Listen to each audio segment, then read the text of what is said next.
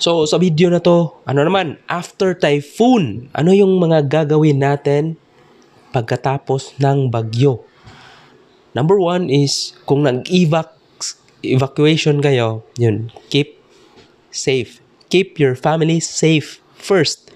So, number one priority is the safety of everyone. Mapa-family member, yung mga pets natin, keep them safe. Okay?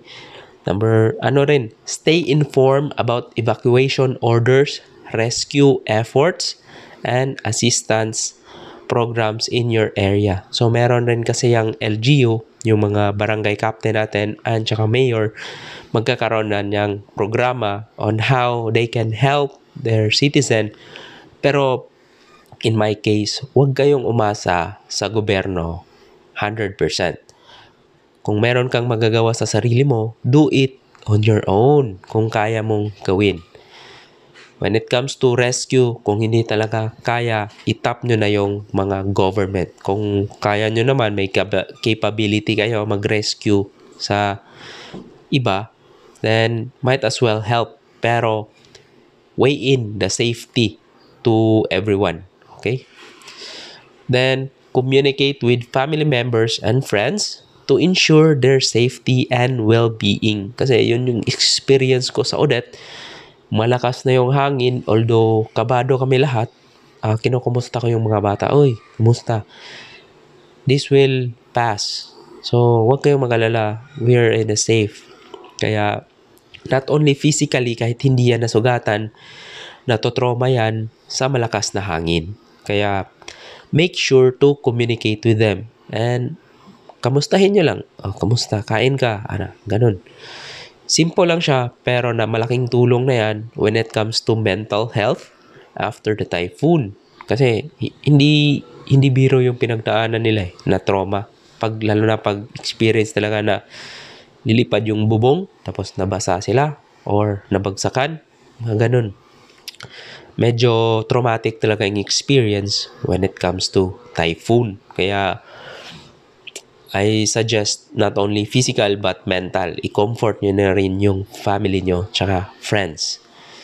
So, yun. And pwede na rin kayo mag-start ng cleaning inside and outside your home as soon as possible. Make sure na yung mga puno na bumagsak or yung mga sanga, i-clean up nyo na yan.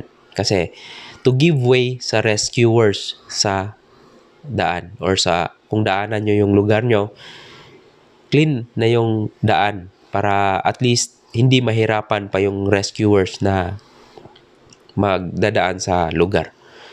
So yun. Boil tap water before consuming it. Ito yung naranasan namin. Wala talagang tubig after the typhoon. So, umiigib kami ng tubig away sa bahay, medyo may kalayuan, in which hindi siya normal. Kaya binuboil namin. Although included na siya sa process, nagpapakulo na kami ng tubig para lang inumin, para iluto. Kasi pahirapan. Kung meron niyang na-destroy yung bagyo na tubo ng tubig, so posible na medyo may katagalan pa yan i-restore yung tubig. Kung meron naman kayong sakit, be sure to seek medical assistance if necessary. Not only physical, kung mayroon kayong high blood, sabihin nyo sa mga rescuer na wala kayong gamot. And not only physical but also mental. Kasi yung trauma talaga, guys, iba talaga yung trauma. Kaya yun.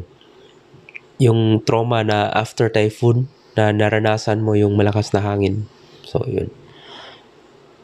Then, after typhoon, watch out for live wires, outlets submerged in water, and report any damaged electrical post and cables to authorities.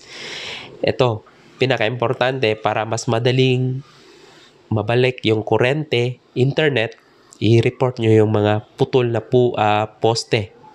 Mapa-kuryente, mapa-telco yan. It really helps in restoration the network pag ganun. So, yun sinasabi ko na pinatay natin yung plangka, no? Tapos, after na ng typhoon, may kurente na. Huwag nyong basta-basta i-on yung plangka. I-check nyo muna yung mga outlets sa mga damages, nabasa ba yan, may tubig, bago natin i-turn on. Kasi masisilya electric ka or hindi ka namatay sa baha, kundi namatay ka sa electricity, in which pangit naman yun. Kasi, yun nga, survive tayo sa bagyo, pero yun, electricity. So, make sure double careful tayo when it comes to electricity. Kasi hindi yan makikita. Kaya yun yung pinaka-critical rin. So, yun. Typhoon preparedness, yun na tips natin dito sa Almershock. So, hopefully, nakatulong sa inyo sa pag anong gagawin after the typhoon. So, meron akong series of video before the typhoon, during the typhoon, then after the typhoon. Make sure to watch that tatlong video. Although, short lang siya, pero nakakapulot ka na ng aral dun. So, yep. If you enjoy this video, yun, pa-comment na lang kung anong maging experience nyo after sa bagyo. Tsaka kung ano pa yung tips nyo na hindi ko naman na-mention sa video na to. Maraming salamat and see you around.